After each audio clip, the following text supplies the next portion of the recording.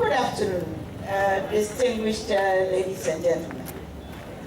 I was introduced as a very good friend of Fran Osewasari. Actually, they said, it's not quite like that. My son is married to her daughter. What wasn't said was that I come quite a long way back with the biters, a very, very long way. From when I was a child, my parents were forever talking about the biters, the biters, the biters. I think they were in all together when we were being born. And then I didn't. Stephanie became my mate. So, you know, you could run off and be sure you could find food to eat somewhere. So I go quite some ways back. And I hesitated a bit about giving a solidarity message when I was asked. Not because I don't value these attachments that I've just described, but if the truth be told, it's because I'm not very fond of cooking. And I should confess, I'm not very fond of cooking because I'm not good at it. That is why I'm not fond of it. And if I can avoid it, I do. For example, in my home, I have one of those very well-appointed kitchens. It's huge, and it's fine. And the excuse I gave when it was being made was that, oh, you know, a woman needs a good kitchen, and I was going to have coffee with friends there and all that. The truth is, I spend very little time in there. If I can avoid it, I do. It took me a while to be reconciled with the fact that I'm not good at cooking.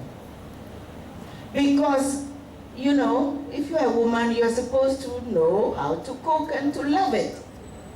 So I always felt rather awkward, a little guilty, a little ashamed that I wasn't good at it, and what's more, that I don't even like it. But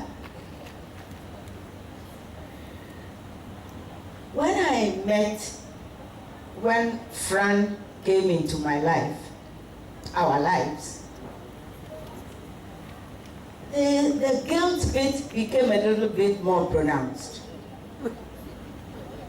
Here's this American woman, and she's talking to me about abemkwine, nkatekwine, nkatebe, and foods which, and she doesn't just talk to you about it, she knows how to make them.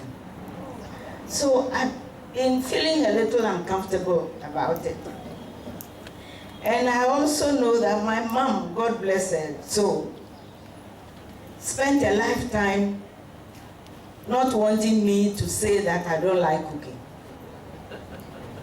Because she loved cooking. And she tried to make sure that all her daughters loved cooking. The person who comes directly after me, Grace, she loves cooking. She lives in France. She's the only person I know who, when you visit her, if you wanted to eat a pizza, it doesn't get bought. She makes it from dough. She makes it herself, every part of it. I watch her, she doesn't buy a bolo, she makes it herself. I watch her, it's only these days that she trusts the groundnut paste that you can buy from the shop. She used to make it herself. So it was not my mother's fault that I don't like how to cook. But the Ghana cookbook, this book that is being launched today, When I got a copy, when I was sent a copy, I thought, okay. There's something which I love to eat. I learned how to make it, but whenever I make it, it doesn't quite taste the way it tastes when other people make it. So I decided I would try the recipe in this book, fante-fante. So last week, I did. And guess what? It turned out well. So, if a recommendation comes from me, you better accept it.